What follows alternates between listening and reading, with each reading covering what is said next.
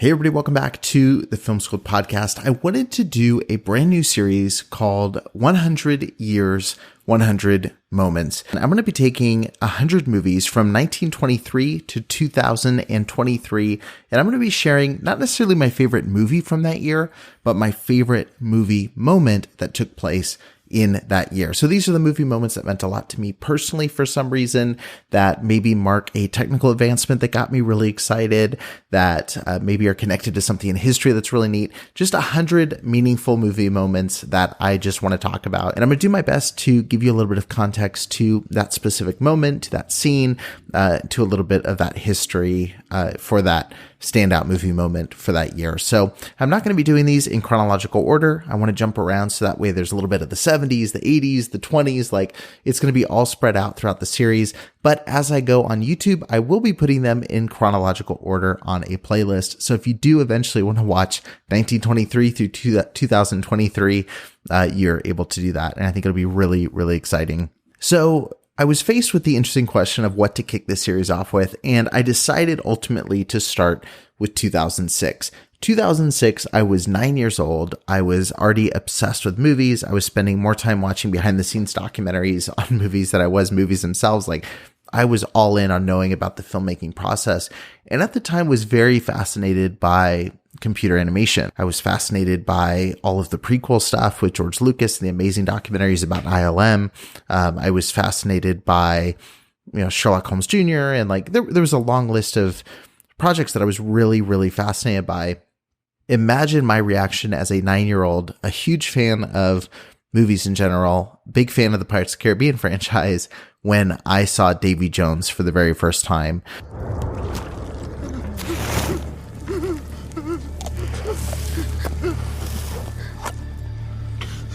Do you feel this? Do you feel that dark abyss?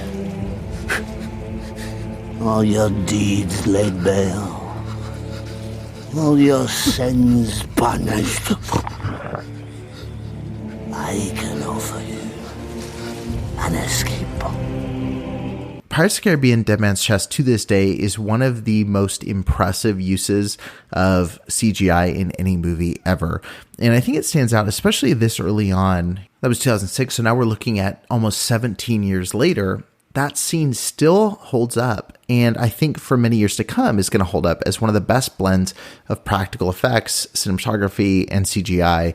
It's an absolutely incredible feat. Of course, anchored by, pun intended for Pirates of the Caribbean, of course, anchored by an incredible performance by Bill Nighy, who is just so menacing, but so watchable in this film. It's a beautiful, beautiful sequence. And I'm not alone in loving this moment. I interviewed Oscar winner V. Neal, who has worked on makeup effects for so many different projects. If you just scroll through IMDb, you'll see tons and tons of movies that you recognize and love. And she worked on Pirates of the Caribbean Dead Man's Chest and shared her reaction to the CGI with me. In a world where practical effects and CGI often seem to go head to head when it comes to Reddit groups talking about filmmaking, it was really interesting hearing her perspective on it and why it still holds up all these years later.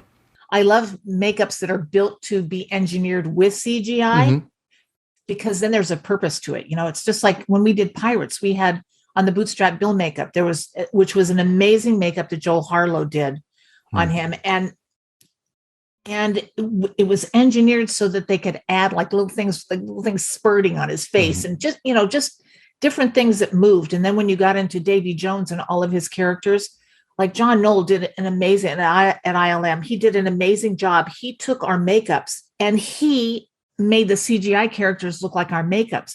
So it was seamless. They all looked like they were in makeup. Yeah. And it was absolutely stunning. The first time I saw that Pirates film with Davy Jones and everything, I went to the premiere and I told Joel the next day, I said, "Oh man, everything looks fantastic." He kept asking me how Bootstrap Bill looked, and all I could say was, "Oh my God, Davy Jones was amazing. You wouldn't believe it. It looked just like a makeup job." And I'm like, and he goes, "Yeah, but how did Bootstrap Bill looked like freaking awesome, but you should see the CGI they did. It's like so cool." But they really took their time to, integrate the feels, and it really showed that they took the care in that, and that's probably the best. That's the film that I have seen that works, that particular type of thing works the best in, because even the next film wasn't as good. Well, thank you guys so much. That was the first installment of 100 Years, 100 Moments. And I am so excited to keep going through movie history with all of you. We have a century to cover. It's going to take a little bit of time, but I really hope you'll join me on the journey. Remember, in the comments, let me know which year you're most interested to hear my favorite movie moment. Thanks so much for watching, and I'll see you on the next episode of the Film School podcast.